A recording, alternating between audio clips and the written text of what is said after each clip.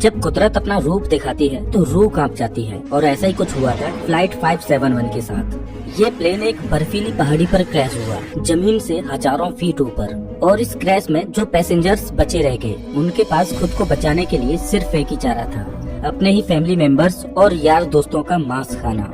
Flight 571 की कहानी, चाहे इसे आप दुनिया का सबसे बड़ा चमत्कार कहो या मानव इतिहास की सबसे बड़ी क्रूरता, लेकिन इस कहानी को सुनकर आपकी रूह कांप जाएगी। ये दिल दहला देने वाली कहानी शुरू होती है 12 अक्टूबर 1975 को। साउथ अमेरिका के यूरुग्वाई देश से एक चार्टर्ड प्लेन उड़ान भरता है, जिसको चिली देश की राजधानी सैंटियागो में पहुंचना है। इस प्लेन में बैठे हैं रग्बी प्लेयर्स और उनका मैच देखने जा रहे हैं उनके फैमिली मेंबर्स, उनके रिलेटिव्स और उनके यार दोस्त। इस प्लेन में टोटल 45 पैसेंजर्स हैं, जिनमें 9 क्रू मेंबर्स हैं।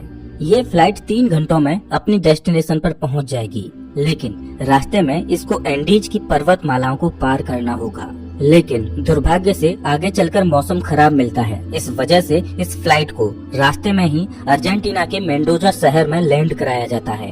ये फ्लाइट रात भर वहीं रुकती है और अगले दिन यानी 13 अक्टूबर को उड़ान भरने के लिए तैयार होती है। लेकिन परेशानी ये है कि अभी भी मौसम खराब है। लेकिन अच्छी बात ये है कि इस फ्लाइट का जो पायलट है वो इस रूट से पहले भी 29 बार उड़ान भर चुका है। इस वजह से उसे पूरा आइडिया है कि इन एंडीज की पहाड़ियों को कैसे पार करना है। पायलट के कॉन्फिडेंस की वजह से ये फ्लाइट 13 अक्टूबर को दोपहर के 2:18 पर फिर से उड़ान भरती है। यहाँ से सैंटियागो पहुँचने में सिर्फ 1 घंटे का रास्ता बचा है और पायलट को पूरा भरोसा है कि 1 घंटे के बाद वो सही सलामत सैंटियागो में पहुँच जाएंगे।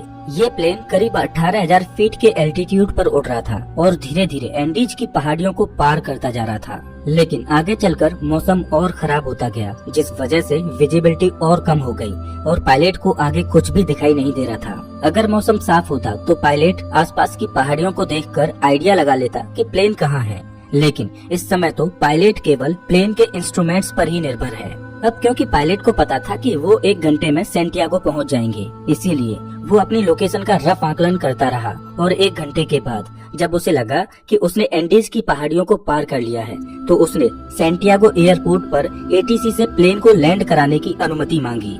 एटीसी ने पूछा कि क्या आपने एंडीज की पहाड़ियों को पार कर लिया है? तो पायलट ने कहा कि हाँ, उन्होंने एंडीज की पहाड़ियों को पार कर लिया है। एटीसी भी पायलट द्वारा दी गई लोकेशन पर ही निर्भर थी, तो एटीसी ने प्लेन को लैंड कराने की परमिशन दे दी और पायलट से कहा कि आप प्लेन को 11,500 फीट के एल्टीट्यूड पर ले आओ। 3:21 पर पायलट प्लेन के एल्टीट्यूड को धीरे धीरे घटाने लगा। जैसे ही प्लेन नीचे आता है तो पायलट को दिखाई देता है कि अभी तो एंडीज की पहाड़ियां ही चल रही हैं और सामने एक बहुत बड़ी चट्टान है। जल्दी से पायलट प्लेन को फिर से ऊपर उठाने की कोशिश करते हैं, लेकिन अब बहुत देर हो चुकी थी। प्लेन को ऊपर उठाते उठाते प्लेन का पिछला हिस्सा पहाड़ी से टकरा जाता है और वो टूटकर अलग हो जाता है। प्लेन का पिछला हिस्सा खत्म होने की वजह से पीछे की जो सीटें थीं, वो यात्रियों सहित हवा में उड़ जाती हैं और 3 पैसेंजर्स हवा में ही उड़कर खत्म हो जाते हैं। इस टकराव में प्लेन का राइट विंग भी टूट चुका था, जिस वजह से प्लेन डिसबैलेंस हो जाता है, जिस वजह से उसकी दूसरी विंग भी पहाड़ी से टकराती है और वो भी टूट जाती है। अब केवल प्लेन का फ्रंट पार्ट ही बचा था, जो 350 किलोमीटर प्रति घंटे की रफ्तार से नीचे ग्लेशियर में टकराता है। प्लेन पूरी तरह से तहस नहस हो जाता है। प्लेन के पायलट तुरंत मारे जाते हैं। 45 में से 12 लोग इस घटना में मारे जा चुके हैं और 33 लोग अभी भी जिंदा हैं, लेकिन इनमें से ज्यादातर बहुत जख्मी हालत में हैं और उन्हें ये भी नहीं पता कि इस समय वो कहां पर हैं। ये क्रैश हुआ प्लेन जमीन से 3,570 मीटर की ऊंचाई पर एंडीज की किसी अनजान पहाड़ी पर बिखरा पड़ा है। क्या वो इस पहाड़ी से बचकर निकल पाएंगे या नहीं, ये कोई नहीं जानता। अभी तक जो हुआ वो तो महज एक छोटा सा ट्रेलर था। इस फ्लाइट की असली कहानी तो अब शुरू होगी। आप कल्पना भी नहीं कर सकते कि आगे चलकर इनके साथ क्या होने वाला है। ये वीरान एंडीज की पहाड़ियाँ अब इन पर कहर बनकर बरसने वाली हैं। इनकी आगे की स्टोरी जानकर आपके रूह तक कांप जाएगी। घायल हुए पैसेंजर्स में से एक पैसेंजर था नांदो पराडो, जिसके सिर में चोट आई थी, जिस वजह से वो कोमा में चला गया। परेशानी ये थी कि जल्द ही सूर्य ढलने वाला था और शाम होने वाली थी। इस वजह से रेस्क्यू टीम के पास उनको ढूंढने के लिए ज्यादा वक्त नहीं था और बाई चांस अंधेरा होने से पहले उनको नहीं बचाया गया तो इस बर्फीली पहाड़ी पर रात गुजारना नामुमकिन होगा, क्योंकि यहाँ का तापमान रात में -30 डिग्री सेल्सियस तक पहुँच जाता है। जल्द ही रेस्क्यू के लिए 4 जहाज रवाना किए गए। इन चारों जहाजों ने एंडीज की पहाड़ियों को खंगाल डाला, लेकिन इन्हें कहीं भी कुछ भी नहीं मिला, क्योंकि प्लेन ऐसी जगह पर क्रैश हुआ था जहां पर सफेद बर्फ और घना कोहरा था और प्लेन भी सफेद रंग का ही था। इस वजह से ऊपर से देखने पर रेस्क्यू टीम को क्रैश साइट का अंदाजा ही नहीं हो पा रहा था। देखते ही देखते रात हो गई और उस दिन रात भर के लिए रेस्क्यू ऑपरेशन को स्थगित कर दिया गया। बचे हुए पैसेंजर्स को उम्मीद थी कि वो कैसे भी करके सिर्फ आज की रात काट लें, कल तो उन्हें कोई न कोई बचा ही लेगा। और उन्होंने क्रैश पड़े प्लेन में शेल्टर बनाया और रात गुजारी। ये रात इनके लिए बहुत भयानक थी, क्योंकि आज की रात इन्हें -30 डिग्री सेल्सियस में गुजारनी है। लेकिन इनके पास एक उम्मीद है कि कल इन्हें कोई न कोई ढूंढ लेगा और बचा लेगा। इस उम्मीद में ये इस रात को कैसे भी करके काट लेते हैं। लेकिन 5 लोग इस रात को नहीं झेल पाते और अब जिंदा बचे हुए लोगों की संख्या 33 से घटकर 28 रह जाती है। अगले दिन की सुबह 14 अक्टूबर को सर्च ऑपरेशन फिर से चालू किया जाता है और 11 जहाज इन्हें ढूंढने के लिए उड़ान भरते हैं। लेकिन परेशानी वही थी कि क्रैश हुआ प्लेन सफेद रंग की वजह से बर्फीली पहाड़ियों में नजर ही नहीं आ रहा था। बचाव दल के जहाज सर्वाइवर्स के ऊपर से उड़कर जा रहे थे, लेकिन उन्हें वो नीचे नजर ही नहीं आ रहे थे। इस वजह से सर्वाइवर्स ने बचाव दल को सिग्नल देने के लिए प्लेन के ऊपर लिपस्टिक से SOS लिखने की कोशिश की, लेकिन उन्हें रियलाइज हुआ कि इतना बड़ा SOS लिखने के लिए लिपस्टिक काफी नहीं थी। इस वजह से उन्होंने अपने सूटकेसेज से बर्फ पर एक बड़ा सा क्रॉस बना दिया ताकि वो आसमान से बचाव दल को साफ साफ दिखाई दे सके। उस दिन इनके ऊपर से 3 हवाई जहाज निकल कर गए, लेकिन अफसोस कि किसी ने भी इनको नोटिस नहीं किया और ये दिन भी गुजर जाता है। अगला दिन यानी 15 अक्टूबर, उस दिन भी कुछ ऐसा ही हाल रहता है, लेकिन बचाव दल इन्हें ढूंढने में असमर्थ रहता है। अब इन सर्वाइवर्स को समझ आ चुका था कि ये बहुत बुरे फंस चुके हैं। मदद कब तक आएगी ये कहा नहीं जा सकता। इस वजह से वो प्लेन में मौजूद चीजों से सर्वाइवल की तकनीक बनाने लगे। धूप में बर्फ को पिघलाकर वो बूंद बूंद करके पानी की व्यवस्था तो कर ले रहे थे, लेकिन खाने के लिए उनके पास ज्यादा कोई ऑप्शन नहीं थे। क्रैश के 3 दिन बाद यानी 16 अक्टूबर को नांदो पराडो कोमा से जाग उठता है और जैसे ही उसे होश आता है तो उसे पता चलता है कि इस क्रैश में उसकी मां खत्म हो चुकी है और उसकी 19 साल की बहन गंभीर रूप से घायल है। दिन प्रतिदिन गुजरता जा रहा है, मदद मिल नहीं पा रही। प्लेन में जो खाना था वो भी खत्म हो चुका है। सूरज की रोशनी बर्फ से रिफ्लेक्ट होकर इनकी आंखों को डैमेज कर रही है। भूख, प्यास और असहनीय ठंडी को सहते सहते अब इन्हें इस पहाड़ी पर 8 दिन गुजर चुके थे। रेस्क्यू प्लेन आते और इनके ऊपर से निकल जाते। क्रैश के 8 दिन बाद नांदो पराडो की बहन भी जीवन की लड़ाई को हार जाती है और अपना दम तोड़ देती है। और उधर 8 दिनों के बाद सर्च अभियान को रोक दिया जाता है, क्योंकि अक्टूबर के महीने में वहां पर बहुत ज्यादा बर्फ पड़ती है। इस वजह से सर्च अभियान को 2 महीनों के लिए स्थगित कर दिया जाता है। ऑफिशियल्स को ये लगा कि इन 8 दिनों में सारे यात्री मारे जा चुके होंगे। इस वजह से उनकी मुर्दा बॉडीज को 2 महीने के बाद खोजकर उनके घर वालों को भिजवा दिया जाएगा। इधर सर्वाइवर्स को प्लेन के मलबे में एक रेडियो मिला। जब सर्वाइवर्स ने रेडियो को ऑन किया तो उसमें उन्हीं की न्यूज ब्रॉडकास्ट हो रही थी कि फ्लाइट 571 के सर्च ऑपरेशन को अब बंद कर दिया गया है। इस न्यूज ने सर्वाइवर्स के होश उड़ा दिए। अभी तक तो उनको अपने खोजे जाने की एक उम्मीद थी, लेकिन वो अब रेडियो पर अपने ही मरने की खबर सुन रहे थे। अपने खोजे जाने की एक उम्मीद की किरण थी, वो भी टूट चुकी है। अब उनको पता है कि यहाँ पर मौत निश्चित है। अब या तो परिस्थितियों को अपने ऊपर हावी होने दो या उनका डटकर सामना करो। उन्होंने प्लेन की सीटों को फाड़कर उसकी रुई को अपने कपड़ों में भरकर ठंड से बचने की कोशिश की। सीट कवर्स को पैरों में लपेटकर बर्फ में चलने के लिए जूते बनाए। सबसे बड़ी दिक्कत खाने की थी। अब जिंदा रहने के लिए इनके पास सिर्फ एक ही ऑप्शन था, वो करना जो इतिहास में कभी भी किसी ने नहीं किया, जिसके बारे में सोचकर ही रूह कांप जाए। इन्होंने बर्फ में पड़ी अपने फैमिली मेंबर्स, रिलेटिव्स और जिनके साथ वो कभी खेले कूदे उन यार दोस्तों की मुर्दा बॉडीज को खाने का फैसला किया। हालांकि ये फैसला लेना उनके लिए बिल्कुल भी आसान नहीं था। एक एक करके दिन गुजरता जा रहा था। इनके पास खुद को बचाने के लिए कोई भी प्लान नहीं था। वो रात को ठंड से बचने के लिए टूटे पड़े प्लेन के अंदर ही सोते। लेकिन क्रैश के 16 दिन बाद यानी 29 अक्टूबर को कुदरत ने इनको एक और झटका दिया। वो रात में सो रहे थे और अचानक उन्हें पता चलता है कि पहाड़ से बर्फ का एक मोटा हिस्सा टूटकर नीचे गिर रहा है।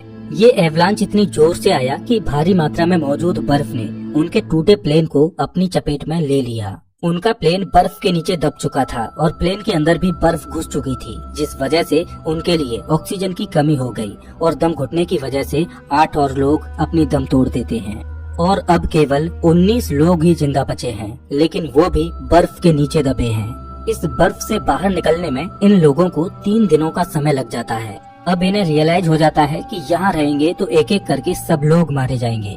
इससे अच्छा है कि इस पहाड़ी से बाहर निकलकर मदद ढूंढने की कोशिश की जाए। उन लोगों में ज्यादातर सभी जख्मी हालत में थे, इस वजह से वो इस पहाड़ी को पार करने में सक्षम नहीं थे।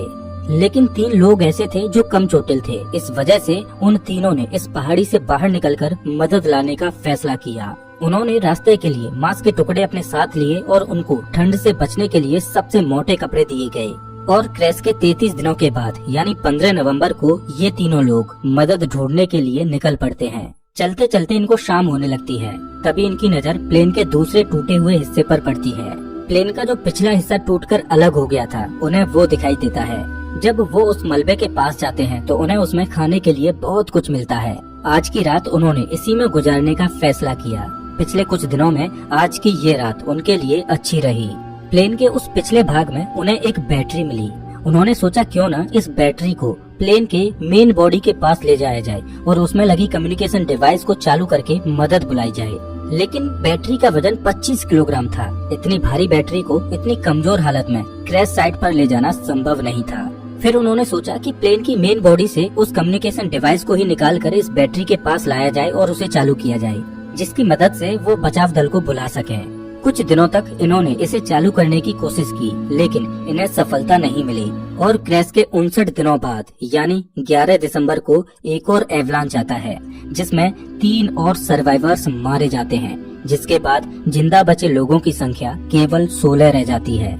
और अब ये तीनों नौजवान कैनेसा, पराडो और विजेंटेन बिना किसी गियर के ग्लेशियर पर चढ़ाई करने के लिए निकल पड़ते हैं। ये तीनों पश्चिम दिशा की ओर चलते चले जाते हैं, लेकिन ये बिल्कुल भी नहीं जानते कि जिस दिशा में ये जा रहे हैं उसमें कोई इंसानी बस्ती इन्हें मिल पाएगी या नहीं। उनको बस ये लग रहा था कि उनको इस सामने वाली पहाड़ी को पार करना है और उन्हें मदद मिल जाएगी, और उन्हें उम्मीद थी कि वो 3 दिनों में इस पहाड़ी को पार कर लेंगे। इसीलिए उन्होंने अपने साथ में सिर्फ 3 दिनों के लिए ही मीट की सप्लाई रखी। इन्होंने धागे से सिलकर एक स्लीपिंग बैग बनाया था, तो ये दिन भर बिना किसी गियर के पहाड़ पर चढ़ते और रात में एक ही स्लीपिंग बैग में तीनों चिपक कर सोते।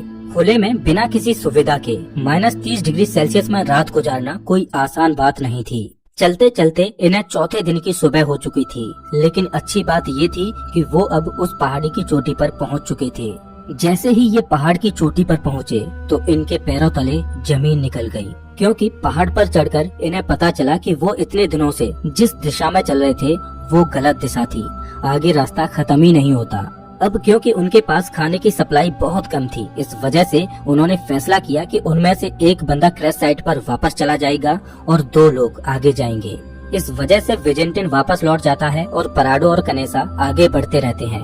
उस पहाड़ की चोटी पर चढ़ने के बाद इनको सही रास्ते का अनुमान हो जाता है और ये दोनों कई दिनों तक आगे बढ़ते रहते हैं और कुछ दिनों के बाद इन्हें नदी की एक छोटी सी धारा मिलती है। वो उस धारा के साथ साथ नीचे चलते रहते हैं और लगातार 9 दिनों तक चलने के बाद 20 दिसंबर को नदी के दूसरे किनारे पर इन्हें 3 लोग दिखाई देते हैं। ये चलते चलते बहुत थक चुके थे। पिछले 9 दिनों में इन्होंने पहाड़ पर 61 किलोमीटर की हाइकिंग की थी और अब मंजिल इनके सामने थी। इन्होंने उनसे मदद की गुहार लगाई, लेकिन वो लोग टुमारो बोलकर चले गए। उस दिन उन्हें कोई मदद नहीं मिल पाई, लेकिन अगले ही दिन वो विलेजर फिर से वापस आया और एक पत्थर में कागज और पेन लपेटकर नदी के दूसरे किनारे पर फेंका। नांदो पराडो ने पेन और कागज को उठाकर जो भी घटना घटी थी उसके बारे में सब कुछ लिख दिया। जब उस विलेजर ने उस पेपर को पढ़ा तो वो सब कुछ समझ गया, क्योंकि उसे पता था कि इन पहाड़ियों में कुछ दिन पहले प्लेन क्रैश हुआ था और उस एरिया में भी पूछताछ के लिए लोग आए थे। लेकिन वो हैरान था कि ये लोग अभी तक जिंदा कैसे बचे हैं। वो विलेजर जल्द से जल्द शहर गया और आर्मी कमांड के साथ इस इन्फॉर्मेशन को साझा किया और जल्द ही चिली की एयरफोर्स इन्हें रेस्क्यू करने के लिए पहुंचती है। आर्मी ऑफिसर्स पराडो और कनेसा को हेलीकॉप्टर में बिठाकर क्रैश साइट पर पहुंचते हैं और 22 दिसंबर 1972 को क्रैश के 70 दिनों के बाद बचे हुए सर्वाइवर्स को रेस्क्यू किया जाता है। इन लोगों की हालत बहुत ज्यादा खराब थी। इस क्रैश के बाद टोटल 16 लोग ही सरवाइव कर पाते हैं। इनकी ये कहानी सच में दिल दहला देने वाली कहानी थी। लेकिन इससे भी खतरनाक सर्वाइवल की कहानी है एक ऐसे व्यक्ति की जो 438 दिनों तक गहरे समुद्र में फंसा रहा। बीच पैसिफिक ओशियन में एक छोटी सी नाव उसका घर थी, खुला आसमान जिसके नीचे उसे दोपहर की तेज धूप और रात की ठंडी को सहना था। एक अकेला व्यक्ति वीरान समुद्र में 438 दिन यानी 14.5 महीनों तक अकेला मदद की आस लगाए भटकता रहा।